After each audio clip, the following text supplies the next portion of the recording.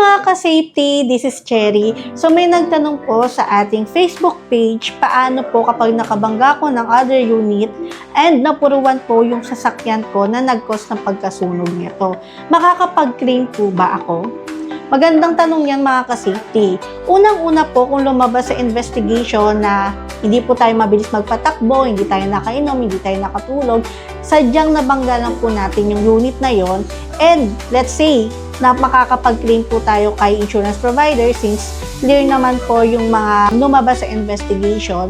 Unang-una po, makakapag-claim tayo basta po clear po na lalabas doon sa ating police report.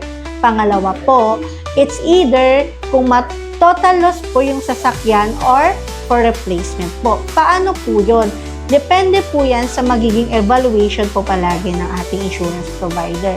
Possible po na for replacement lang yung mga papalitan doon sa sasakyan and pipinturahan lang po.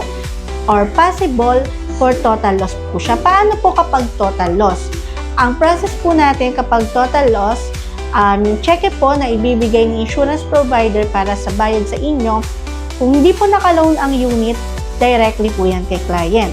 Kung nakaloan po yung sasakyan natin, directly din po yan doon po sa bangko na kung saan po nakaloan yung sasakyan. So, ayun mga ka-safety, naway nakatulong sa inyo yung information na to. Kung meron pa po tayong mga tanong regarding claims, free to message anytime. Dahil dito sa Vanguard, live without limits.